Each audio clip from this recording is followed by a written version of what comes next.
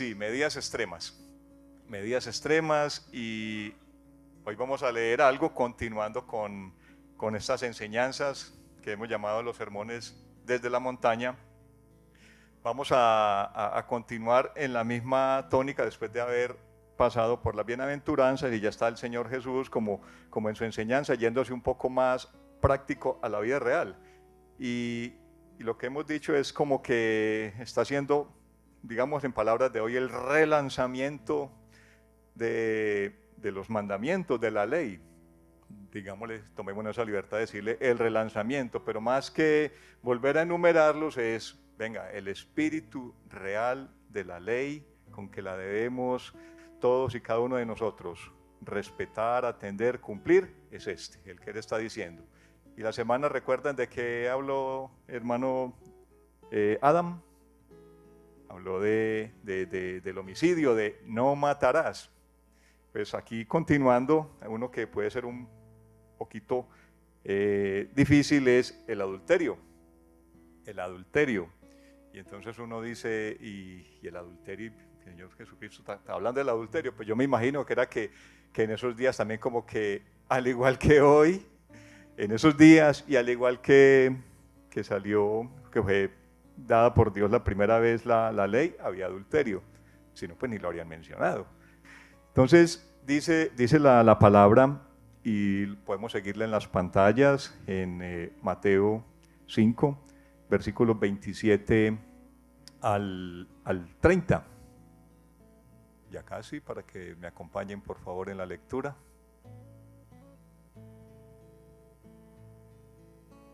Ya casi. O ya casi cito. Yo voy a hacerla acá mientras tanto. Muy bien, gracias. Ustedes han oído que se dijo, no cometerás adulterio.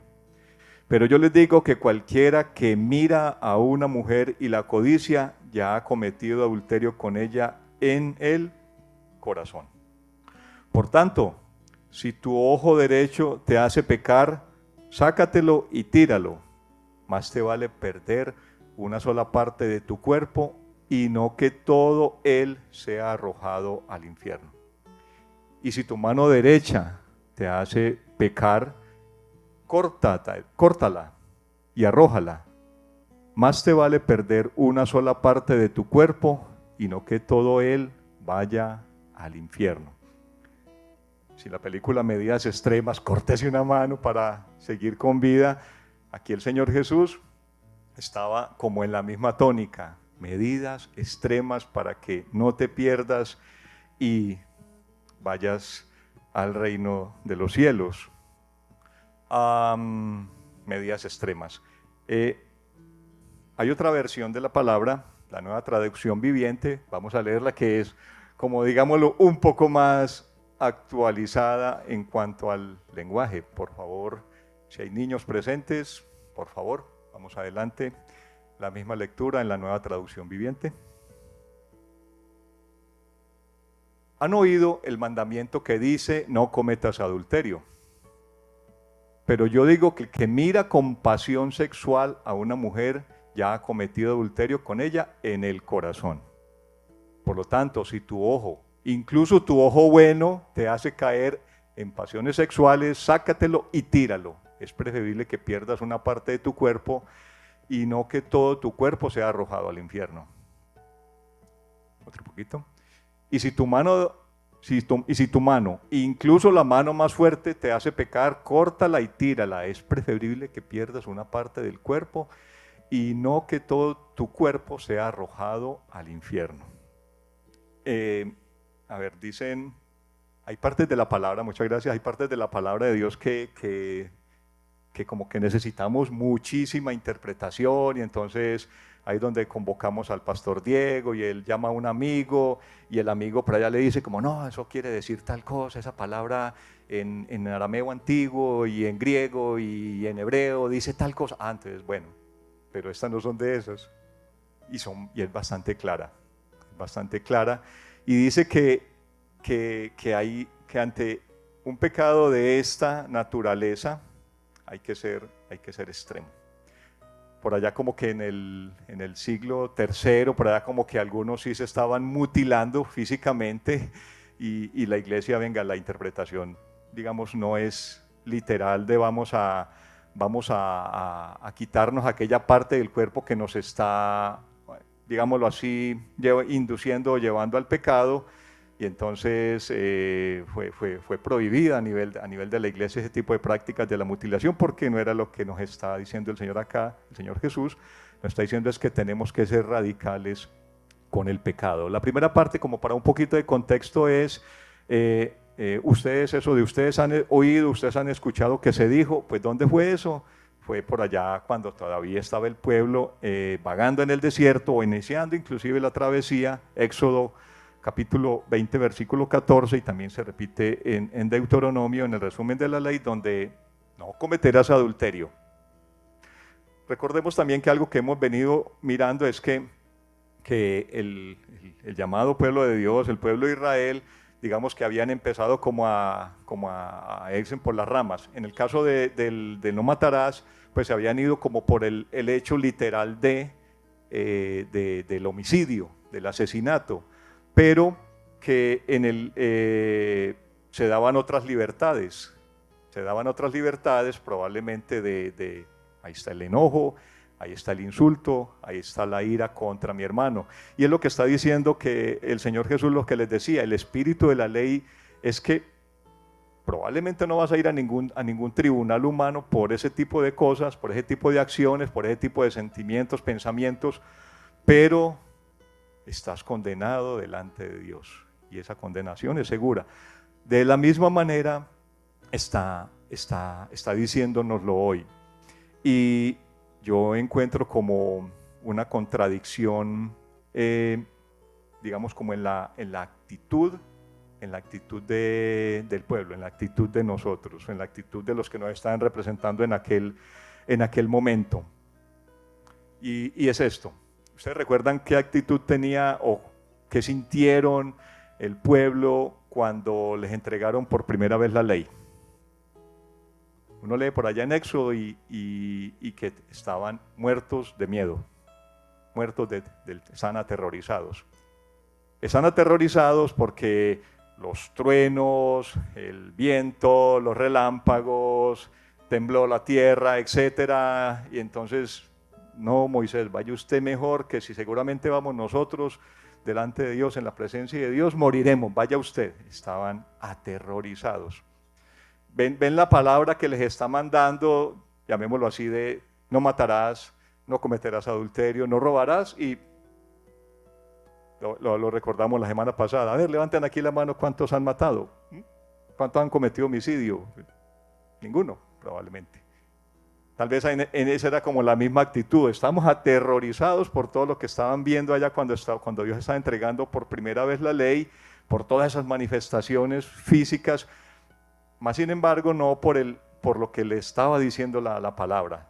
Bien, no, está prohibido matar, está prohibido esto, está prohibido aquello, debo adorar a Dios. Esa parte está suave, la otra parte sí está más difícil, entonces para esa parte difícil mandemos a Moisés.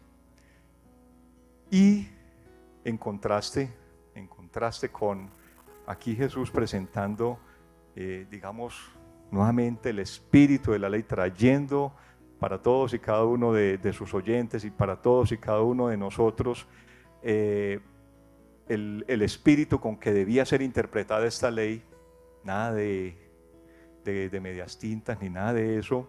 Aquí les dice por ejemplo de que no es solamente cometer el acto de adulterio con otra persona, con otro diferente a tu cónyuge, tener relaciones sexuales. Les dice que no es solamente eso, que ahí no es solamente está la culpabilidad, sino que si ya miraste, si ya deseaste, y dice que en tu corazón eres culpable de adulterio. Y entonces en ese mismo sentido va como toda la enseñanza del Señor Jesús. Y al final cuando está terminando por allá en el capítulo 7, dice que el pueblo estaba asombrado por la forma como enseñaba el Señor Jesús. Perfecto. No habían escuchado a ningún otro que hablara con tanta claridad, que hablara con autoridad, que mandar a callar a cualquiera en su interpretación de la ley, en su vivencia de la ley, y especialmente a los fariseos y a los saduceos y a todos estos. Pero dice que estaban asombrados.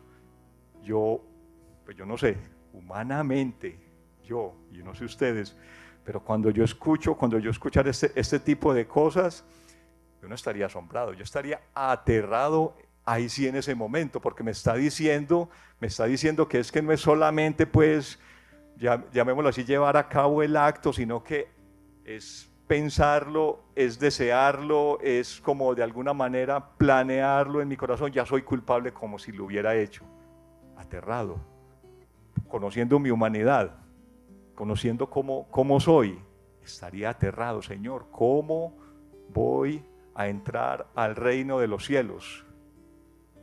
Yo ya perdí el ojo izquierdo y me está diciendo que también voy a perder el derecho, y pierdo el derecho y pierdo una mano y pierdo la otra, y ni así, porque humanamente el corazón del hombre tiende al mal.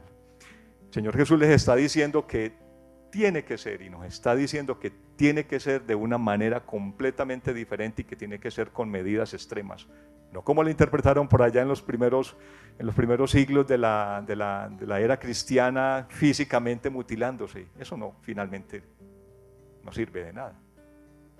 Hay que ir un poco más allá.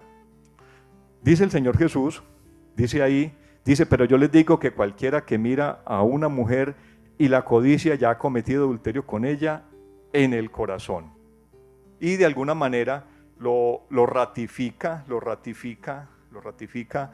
en Mateo 15, versículo 19, donde dice, estaba en otro momento ante una crítica, llamémoslo, de los tantos ataques que tuvo, él le responde, porque del corazón salen los malos pensamientos, salen los homicidios, salen los adulterios, sale la inmoralidad sexual, los robos, los falsos testimonios y las calumnias.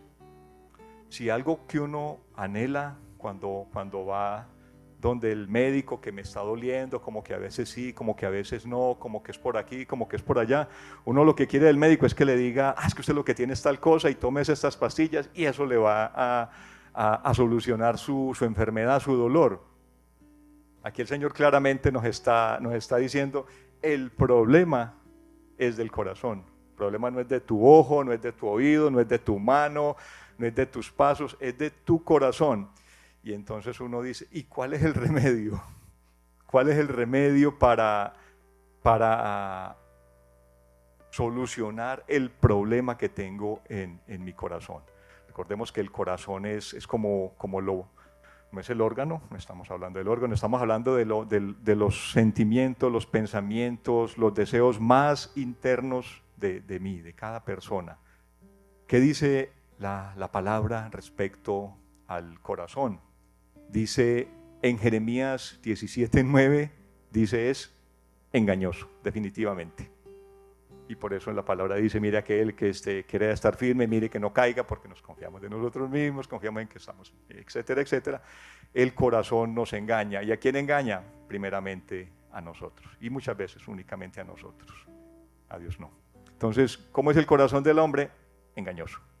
Y lo leíamos ahora y también en el Salmo, lo leíamos en el Salmo 139, 23 y 24, y también en el Salmo 51, 40. Nuestro corazón necesita la intervención de Dios, necesita ser examinado por Dios y necesita ser intervenido por Dios.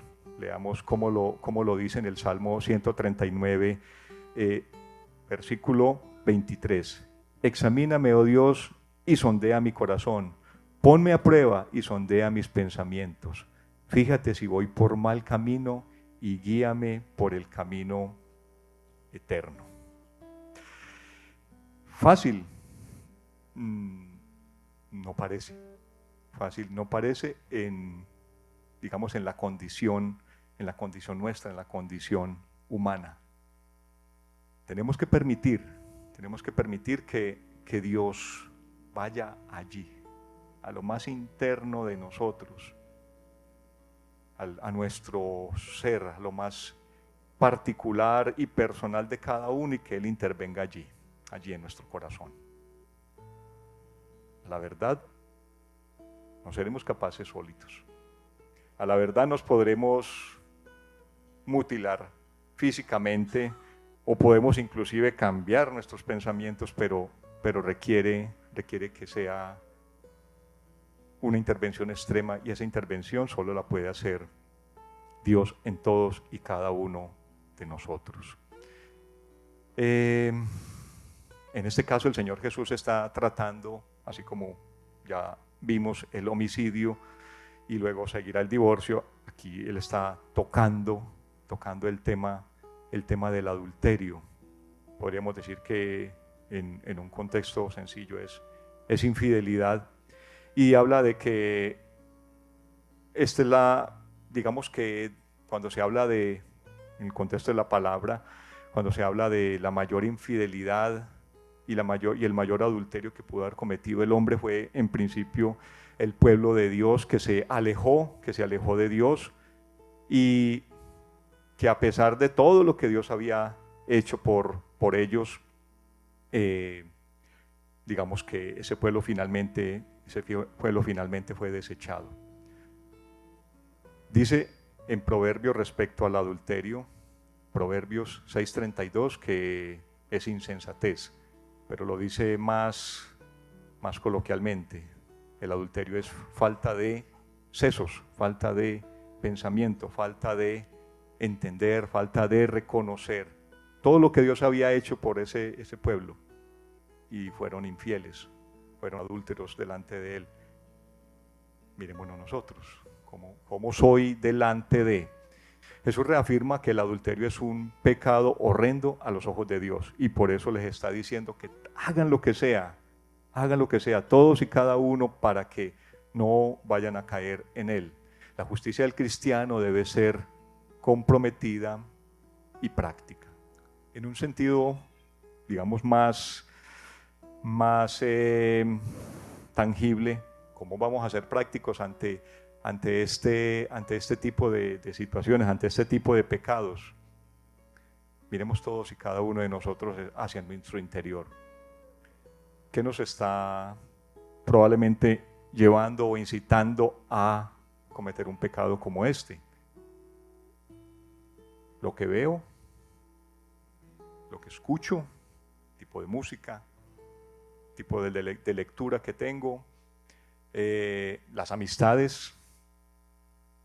¿Qué puede ser eso que tal vez dispara algo en mí que me lleva a, o que me aleja de, o que estoy también dejando de hacer? ¿En qué estoy ocupando mi tiempo? ¿En qué tipo de, llamémoslo así, de acuerdos estoy llegando conmigo mismo y con los que me rodean, especialmente mi cónyuge, para los que puedan ser, para los que sean casados, por ejemplo? O sea, tenemos que, si fuéramos a ser prácticos, tenemos que ocupar nuestro tiempo en cosas que realmente edifiquen. Ahora, todos lo sabemos, somos ingeniosos para digamos, ocuparnos en lo que no edifica. Necesitamos la intervención de Dios en nosotros, para que quite de nosotros, para que nos acompañe todos y cada uno de los días, para que no permita que seamos como olvidadizos y como que empecemos a menospreciar ciertas cosas, la búsqueda de Dios, el cuidado de nosotros, el cuidado de las personas que están a mi alrededor, y me deje llevar por el camino que lleva a la perdición. Hay que ser extremos con este tipo de pecado. Eso es lo que nos está diciendo el Señor Jesús. Todos y cada uno de nosotros, digamos, de alguna manera nos conocemos, no confiemos en nosotros mismos.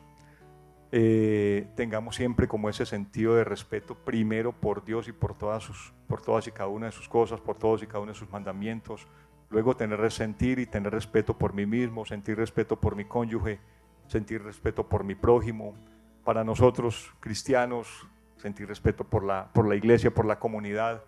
En el momento en que de alguna manera estoy en alguna dificultad, llamémoslo así, estoy tal vez cayendo en un pecado de este tipo de adulterio, no callar, no quedarse solo, buscar la ayuda, pedir un proceso, dejarse acompañar, hacer o tomar acciones que realmente muestren mi cambio, mi arrepentimiento con respecto a que estoy sufriendo porque pequé contra Dios, que porque estoy sufriendo porque pequé contra mí mismo, contra mi integridad, porque pequé probablemente contra otras personas. La iglesia debe estar de alguna manera preparada para eso. Pidámosle al Señor que nos dé ese espíritu, que no es fácil. Hay problemas que pueden ser fáciles de sobrellevar y que los podemos llevar comunitariamente, pero deberíamos estar también preparados para enfrentar ese tipo de dificultades, de problemas, de pecado. Pero hagámoslo como iglesia y primeramente todos y cada uno de nosotros delante del Señor. Ustedes han oído que se dijo, no cometerás adulterio, pero yo les digo que cualquiera que mira a una mujer y la codicia ya ha cometido adulterio con ella en el corazón. Solamente nuestro Dios puede mantener nuestro corazón puro, limpio, íntegro, siempre entregado a Él, siempre tendiente a las buenas obras, siempre tendiente a estar enfocado en nuestro Dios. Pidámosle a Él que nos ayude en eso.